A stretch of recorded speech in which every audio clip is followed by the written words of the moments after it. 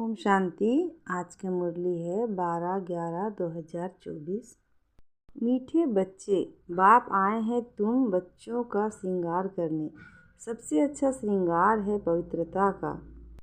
आज का प्रश्न है, पूरे 84 जन्म लेने वालों की मुख्य निशानी क्या होगी? उत्तर है, वह बाप के साथ साथ टीचर और सद्गुरु तीनों को याद करेंगे। ऐसे नहीं बाप याद आए तो टीचर भूल जाए। जब तीनों को याद करें तभी कृष्णपुरी में जा सकें, अर्थात आदि से पाठ बजा सकें। उन्हें कभी भी माया के तूफान हरा नहीं सकते हैं। ओम शांति। बाप पहले बच्चों को कहते हैं, यह भूल तो नहीं जाते हो, हम बाप के आगे, टीचर के आगे और सद्गुरु के आगे बैठे हुए हैं। बाबा नहीं समझते कि सब कोई इस याद में बैठे हैं, फिर भी बाप का फर्ज है समझाना। यह है अर्थ सहित याद करना। हमारा बाबा बेहद का बाप भी है, टीचर भी है और बरोबर हमारा सद्गुरु भी है, जो बच्चों को साथ में ले जाएगा। बाप आए ही हैं बच्चों का श्रृंगार करने, पवित्रता से श्रृंगार करते आते हैं। धन भी अथाह देते हैं, धन देते ही हैं नई दुनिया के लिए जहाँ तुमको जाना है। यह बच्चों को याद करना है। बच्चे गफलत करते हैं, जो भूल जाते हैं। वह जो पूरी खुशी होनी चाहिए वह कम हो जाती है। ऐसा बाप तो कभी मिलता ही नहीं। तुम जानते हो हम बाबा के बच्चे ज़रूर हैं, वह हमको पढ़ाते हैं, इसलिए टीचर भी ज़रूर है। हमारी पढ़ाई है ही नई दुनिया अमरपुरी के लिए। अभी हम संगम युग पर बैठे हैं। यह याद तो ज़रूर बच्चों को होनी चाहिए, पक्का पक्का याद करना है। यह भी जानते हो इस समय कंसपुरी आसुरी दुनिया में है। समझो कोई को साक्षात्कार होता है, परंतु साक्षात्कार तो से कोई कृष्णपुरी उनकी डिनास्टी में नहीं जा सकेंगे।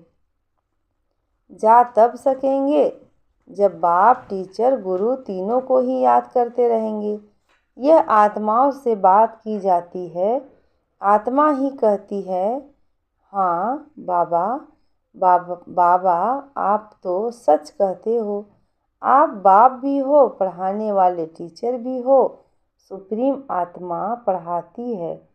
लौकिक पढ़ाई भी आत्मा ही शरीर के साथ पढ़ाती है, परंतु वह आत्मा भी पतित तो शरीर भी पतित है। दुनिया के मनुष्य को यह पता नहीं कि हम नरकवासी हैं। अभी तुम समझते हो हम तो अब चले अपने वतन। यह तुम्हारा वतन नहीं है, यह है रावण का पराया वतन। तुम्हारे वतन में तो अथाह सुख है। यहाँ के लोग ऐसे नहीं समझते।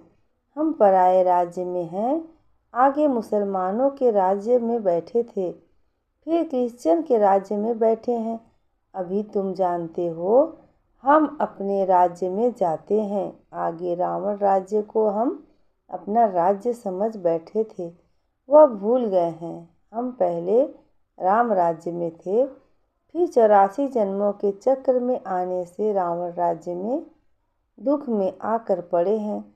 पराये राज्य में तो दुख ही होता है। यह सारा ज्ञान अंदर में आना चाहिए।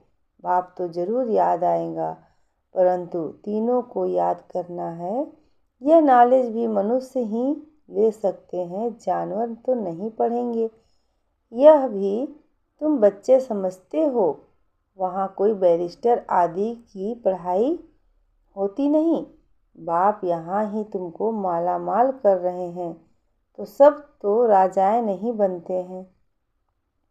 व्यापार भी चलता होगा, परंतु वहाँ तुमको अथाह धन रहता है। घाटा आदि होने का कायदा ही नहीं। लूट मार आदि वहाँ होती नहीं। नाम ही है स्वर्ग।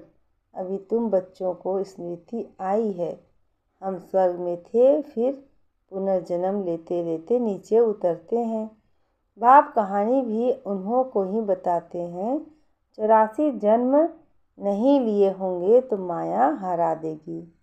यह भी बाप समझाते रहते हैं, माया का कितना बड़ा तूफान है, बहुतों को माया हराने की कोशिश करती है।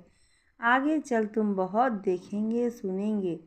बाप के पास सबके चित्र होते तो तुमको वंडर दिखाते। यह फलाना इतना दिन आया, बाप का बना, फिर माया खा गई, मर गया, माया के साथ जा मिला। यहाँ इस समय कोई शरीर छोड़ते हैं तो इस दुनिया में आकर जन्म लेते हैं। तुम शरीर छोड़ेंगे तो बाबा के साथ बेहद घर में जाएंगे। वहाँ बाबा मम्मा बच्चे सब है ना। परिवार ऐसा ही होता है। मूल वतन में बाप और भाई भाई हैं और कोई संबंध नहीं। यहाँ बाप और भाई बहन हैं, फिर वृद्धि को पाते हैं। चाचा मामा आदि बहुत संबंध हो जाते हैं।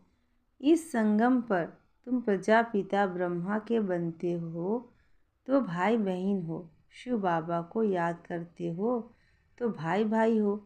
यह सब बातें अच्छी रीति याद करनी है। बहुत बच्चे भूल जाते हैं। बाप तो समझाते रहते हैं। बाप का फर्ज है बच्चों को सिर पर उठाना, तब तो नमस्ते नमस्ते करते रहते हैं।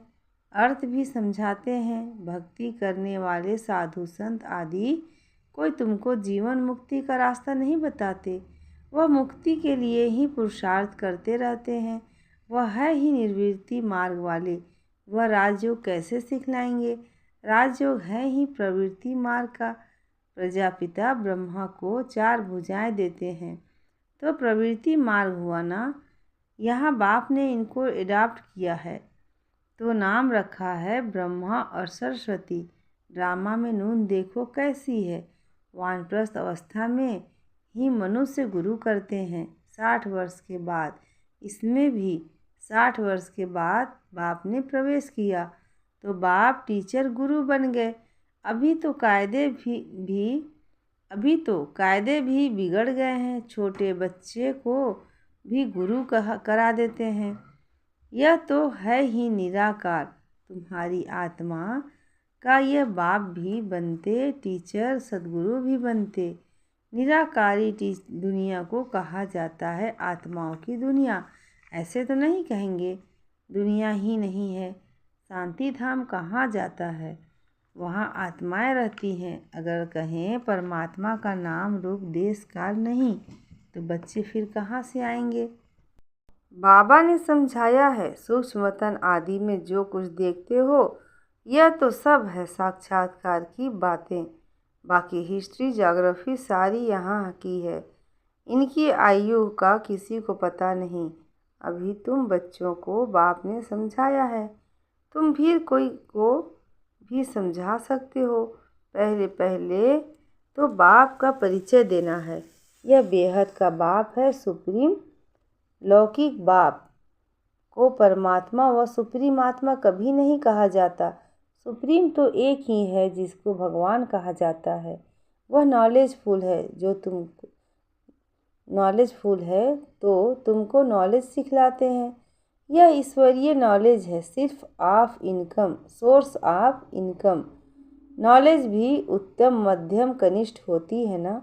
बाप है ऊंच से ऊंच तो पढ़ाई भी ऊंच से ऊंच है, मर्तबा भी ऊंचा है। हिस्ट्री ज्योग्राफी तो झट जान जाते हैं।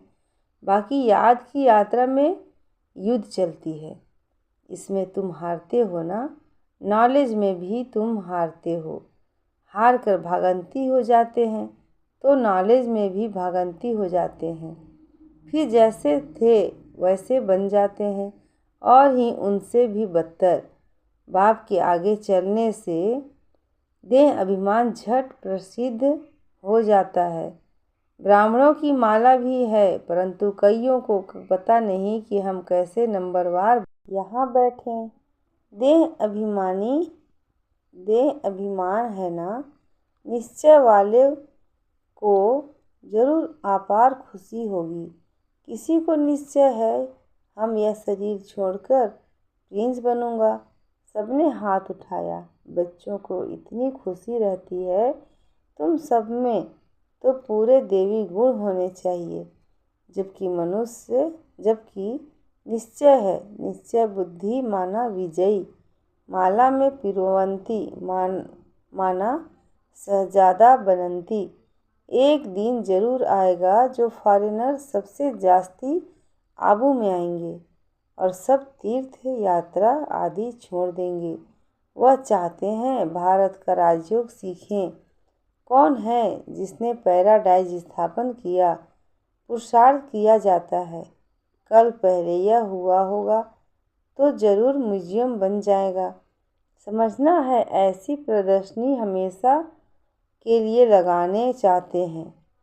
4-5 वर्ष के लिए लीज पर भी मकान लेकर लगा सकते हैं। हम भारत की ही सेवा करते हैं, शुभ धाम बनाने के लिए। इसमें बहुतों का कल्याण होगा।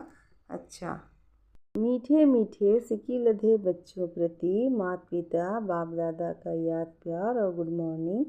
रूहानी बाप की रूहानी बच्चों को नमस्ते और हम रूहानी बच्चों की रूहानी माता पिता बाप दादा को याद प्यार गुड मॉर्निंग और नमस्ते। शुक्रिया बाबा। आज का धारणा का मुख्य सार है। पहला, अपार खुशी में रहने के लिए सदा स्मृति रहे कि स्वयं बाप हमारा श्रृंगार कर रहे हैं। वह हमें अथाह धन देते हैं। हम नई दुनिया अमरपुरी में के लिए पढ़ रहे हैं। दूसरा है, विजय माला में पिरोने के लिए निश्चय बुद्धि बन देवी गुण धारण करने हैं। जो दिया उसे वापस लेने का संकल्प कभी न आए। संशय बुद्धि बन अपना पद नहीं गंवाना है। आज का वरदान है, क्रोधी आत्मा को रहम के शीतल जल द्वारा गुण दान देने वाले वरदानी आत्मा भव। क्रोधी आत्मा को रहम के शीतल जल द्वारा गुण दान देने वाले वरदानी आत्मा भव। डिटेल है, आपके सामने कोई क्रोध अग्नि में जलता हुआ आए, आपको गाली दे, निंदा करे तो ऐसी आत्मा को भी अपना शुभ भावना शुभकामना द्वारा वृत्ति द्वारा स्थिति द्वारा गुणदान या सहनशीलता की शक्ति का वरदान दे। क्रोधी आत्मा परवश है, ऐसी परवश आत्मा को रहम के शीतल जल द्वारा शांत कर दो। यह आप वरदानी आत्मा का कर्तव्य है। चैतन्य में जब आप में ऐसे संस्कार भरे हैं तो तब तो जड़ चित्रों द्वारा भक्तों को वरदान मिलते हैं। आज का स्लोगन है, याद द्वारा सर्व शक्तियों का खजाना अनुभव करने वाले ही शक्ति संपन्न बनते हैं। याद द्वारा सर्व शक्तियों का खजाना अनुभव करने वाले शक्ति संपन्न बनते हैं। अच्छा, ओम शांति।